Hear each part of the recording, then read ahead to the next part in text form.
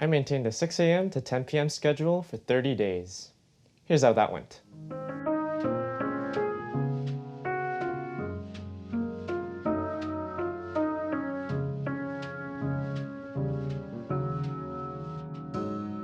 Now, some of you night owls who just heard that introduction might be thinking, dude, why would you ever do that to yourself? My life is perfectly fine running on 3 hours of sleep.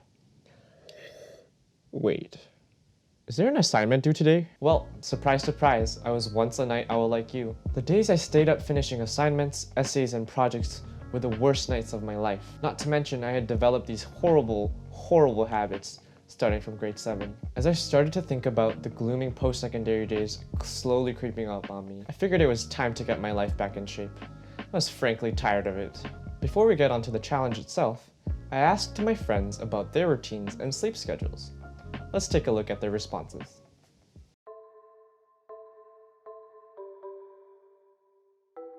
Hello, I am Jimmy Choy and I'm in grade 12. And currently, I am taking Economics 12 and AP Calculus 12. My name is Emily. I am in grade 12 and I'm currently taking AP Calculus, AP Comp Sci, and Chemistry 12. My name is Calista Konishi. I go to UPC. I'm in the Visual Arts program plus a Master of Management, so it's like a dual degree program. I would say it's currently quite stressful, although it does tend to fluctuate. Currently, they're not really very stressful for me because there's not a lot of workload except calculus. Well, I mean, we've already had one semester already, so like, I don't really know what normal university is like, so it's been okay, I guess. Like, being an art student, like doing art at home is probably very different, like actually in the classroom. I don't know, for the most part it's been okay. It's just kind of going through it. I usually sleep about 5 hours a day. On school days, I usually go to sleep at about 2 or 3 a.m. and I'll wake up at around 8. I usually get a lot more sleep on the weekends. On school days, I usually get about 7 to 8 hours of sleep, but on non-school days, I get around 9 to 10 hours of sleep. I think it really depends on what my classes are, like the next day that I have to wake up for. But I guess usually I would get like 6 hours on average, and weekends is not really any different.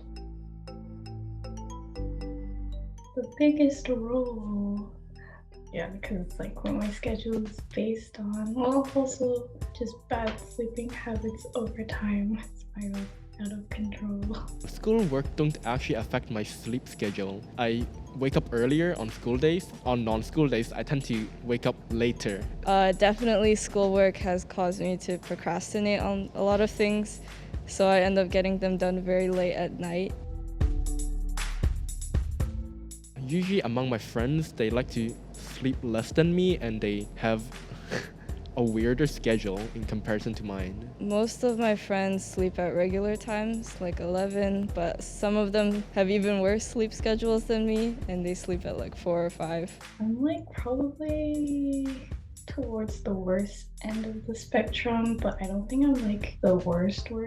From what I've been told, they usually get around 6 to 7 hours. They like to sleep later than midnight and they wake up quite early. I'm sure they get like maybe 7 hours. I don't know, some of them might get like 4.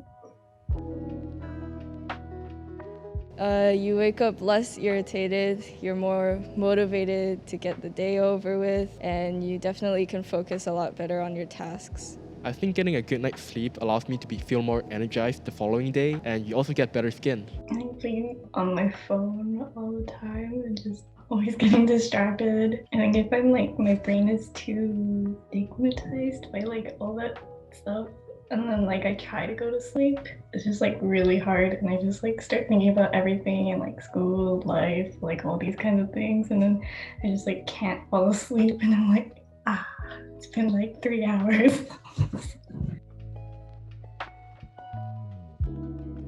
As they all say, don't stare at your screen too much. Not go on your phone. Don't go on your phone or computer an hour before bed. It would be good to keep an actual schedule. Write a schedule and stick to it so you get stuff done. Just get things done before 11 or 12. Do something that kind of relaxes your mind. Last night, to like kind of draw my attention from things, I just did some nice skincare. Thank you so much for your time, Jimmy. Yep, no problem.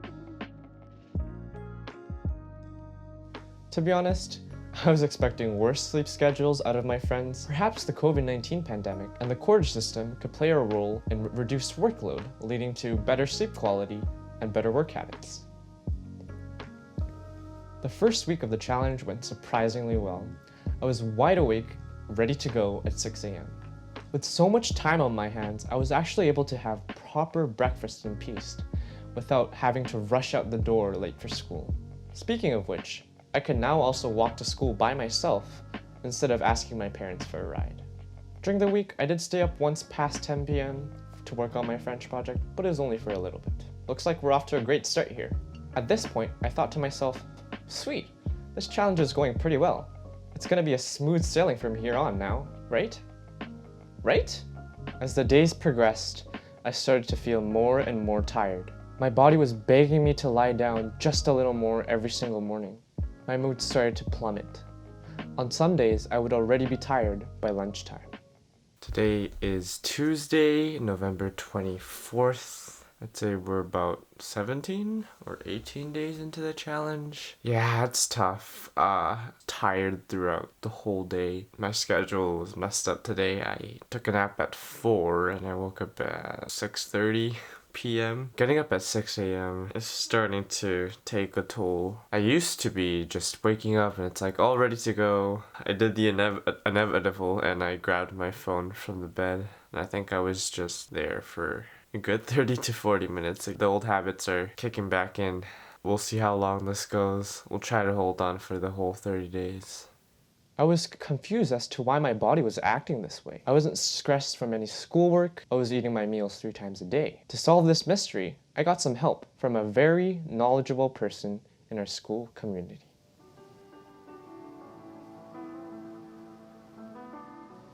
Hi, my name's Lisa Agius. I'm one of the counselors here at Point Grey Secondary, and I am here to talk to you about sleep. Sleep is very important for teenagers because it plays an active role in their body's growth and also their restoration. So on a physical level, sleep helps your bones grow. It helps your muscles repair if you've injured them, but it also helps regulate your emotions and definitely helps you maintain a balanced mental health. There are a few common misconceptions about sleep. One is the idea that you can catch up on your sleep. The best way to manage your sleep is to keep a routine. And if you ever get the chance, you can Google something like sleep hygiene. And basically what sleep hygiene is, it's the steps that we take to prepare for bed every evening. Those steps can include making sure your room is not too hot and is the right temperature, making sure your blankets aren't too hot, making sure that the lighting is appropriate or off or dimmed. I know some teenagers like to have LED lights in their room and they'll keep them going all night, and they sometimes change colors, and that can be a real distraction to your sleep cycle. So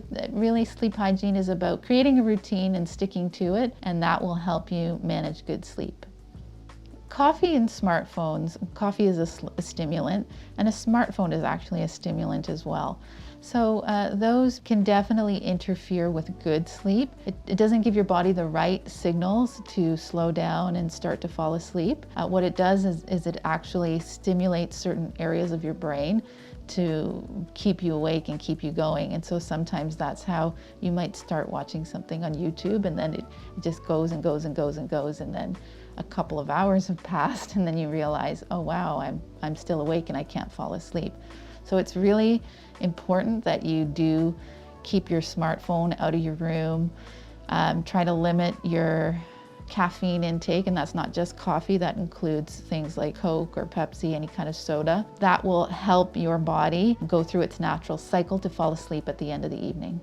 Sleep has always been an issue for students at different points in their adolescence, but smartphones have definitely had a much larger impact because it provides an opportunity for a student to connect with others or to watch things or to use it as a tool to fall asleep, but it actually works against that, as I had mentioned earlier. Yes, that's definitely contributed, but that's not to say that sleep wasn't an issue before that. It was, but for different reasons. I'm happy to report that the remaining days of the challenge went better than what I had experienced then. My body was well adjusted to the new normal. Now, you're probably thinking, did you really get up at 6 a.m. every single day? Well, unfortunately not. Out of the 30 days, I only stepped in for 7 of them. Not bad, eh? If you're a night owl, why not give this challenge a try? You might end up liking the early bird style. Who knows?